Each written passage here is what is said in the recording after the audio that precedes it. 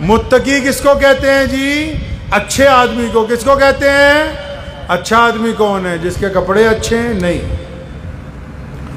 جس کے سر پہ دستار، اچھے کپڑے، بڑھیا داڑھی، بڑھیا گاڑی، آپ اس کو اچھا سمجھتے ہیں؟ جس کے پاس پیسہ ہو، دولت ہو، بڑھیا گھر ہو، وہ اچھا ہے؟ نہیں نہیں. جس کے ماں باپ اس کے گھر سے باہر نکلنے کے بعد کہتے ہوں کہ میرا بیٹا صحیح سلامت آئے، ایسا اچھا بیٹا دنیا میں کسی کے پاس نہیں ہے، وہ اچھا ہے. آپ اچھا کس کو کہتے ہیں؟ جو رات کو 2 بجے تک یار دوستوں کے ساتھ گپے مارتا ہو، سڑک کے نکڑ پہ کھڑا ہو کے یاری نبھانے کے لیے کچھ بھی کرنے کی قسم کھاتا ہو، یا جو اپنی بیوی اور بچوں کے ساتھ وفاداری نبھاتا ہو، آپ کے نزدیک اچھا کون ہے؟ آپ نے اچھا کس کو سمجھا ہے؟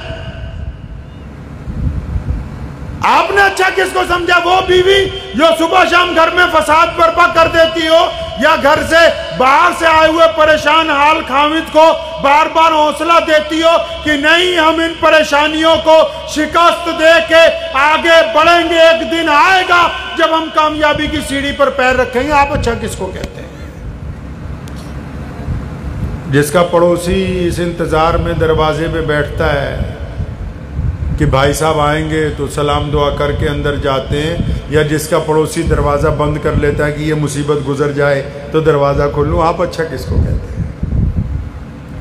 آپ کو یہ تو پتہ لگ گیا کہ نماز پڑھنے کے لیے وضو ضروری ہے، نماز پڑھنے کے لیے قبلے کی طرف منہ کرنا ضروری ہے، نماز پڑھنے کے لیے امام کے پیچھے کھڑے ہونا ضروری ہے، نماز پڑھنے کے لیے ماں باپ کا کہنا ماننا ضروری نہیں. بڑے بڑے عالم بیٹھے، پوچھو محمد رسول اللہ نے اپنے مصلی پہ کھڑے ہو کے، کہاں کھڑے ہو کے جی؟ مصلی پہ کھڑے ہو کے فرمایا، اپنے صحابہ کی طرف دیکھا، رسول اللہ صلی اللہ علیہ وسلم کی آنکھوں میں آنسو آ گئے. فرمایا بلال اگر اقامت کہہ دے، اور فرمایا میرے صحابہ اگر میری ماں زندہ ہوتی اور وہ مجھے آواز مارتی، میں نماز کے لیے مصلی پہ آ جاتا، وہ مجھے کہتی محمد، تو فرمایا میں نماز چھوڑ کے اپنی ماں کے پاس جاتا. آپ نے کیا کہا کہ بس ماں باپ کو گالی دو، نماز پڑھ لو؟ یہ کس نے سمجھایا؟ وہ دھرم ہی نہیں، وہ مذہب ہی نہیں اترا، ابھی دل میں اترا ہی نہیں ہے.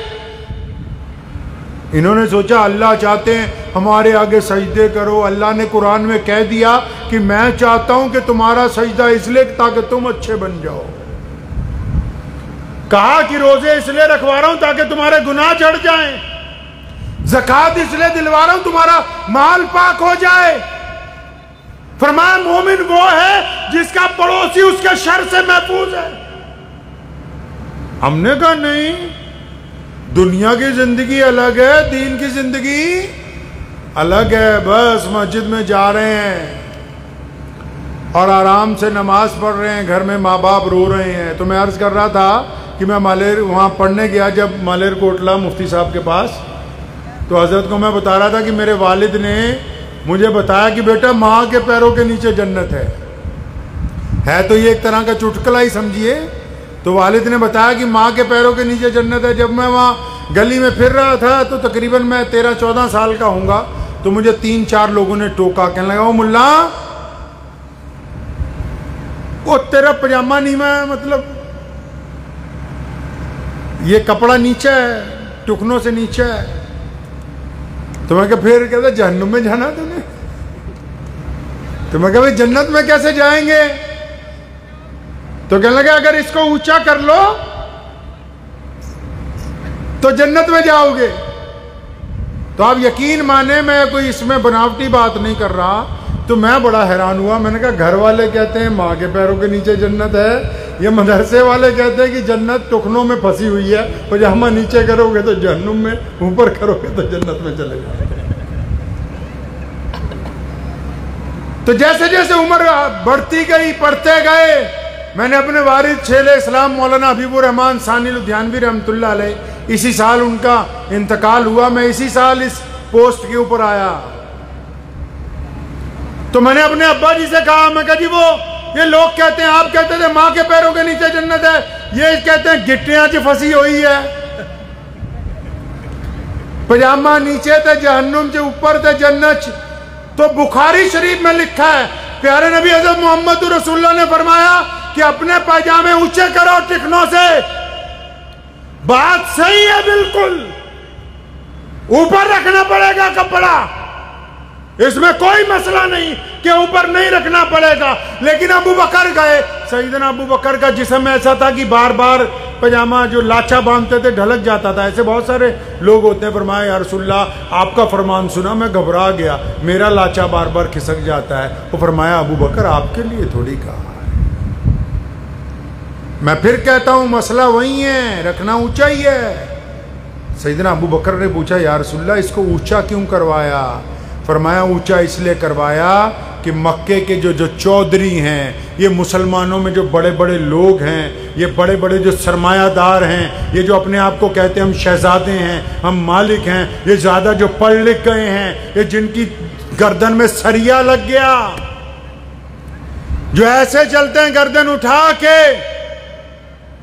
فرمایا جو اپنے ماں باپ کی عزت نہیں کرتے, جو بیوی کے منہ پہ تھپڑ مارتے ہیں, جن کے بچے ان سے ڈرتے ہیں, جن کا پڑوسی ان سے خوفزدہ رہتا ہے, جو غریب کے سلام کا جواب نہیں دیتے, جو مظلوم کی مدد نہیں کرتے, جو غریب کے منہ میں لقمہ نہیں ڈالتے, جو کسی ننگے کو کپڑا نہیں دے سکتے, جو کسی پیاسے کو پانی نہیں پلا سکتے. فرمایا یہ اس لیے اونچا کیا تاکہ ان کی گردن جھک جائے, شرم آ جائے, حیا آ جائے. پتہ لگا کہ یہ اونچا کپڑا اس لیے کرنے کا حکم دیا کہ ہمارے اندر جو عقل ہے وہ کم ہو جائے. تو جب مجھے یہ پوری بات پتہ لگی, پتہ تو 10-15 سال میں جا کے لگی, تو پھر میں نے تقریروں میں لوگوں کو کہنے شروع کیا, میں کہ اگر کسی کا پاجامہ ٹخنوں سے اونچا ہو اور وہ ماں باپ کی عزت نہ کرتا ہو, پاجامہ ٹخنوں سے اونچا ہو, ماں باپ کی عزت نہ کرتا ہو, بیوی کے منہ پہ تھپڑ مارتا ہو, بچے اس سے ڈرتے ہوں, پڑوسی اس سے ڈرتے ہوں, غریب کے سلام کا جواب نہ دیتا ہو, پیاسے کو پانی نہ بتائے, راہ بھٹکے ہوئے کو رستہ نہ بتاتا ہو, تو میاں صاحب اس کو گھٹنوں کی بجائے گوڈوں پہ بھی کر لو تو اسلام کو تم سے کوئی لینا دینا نہیں.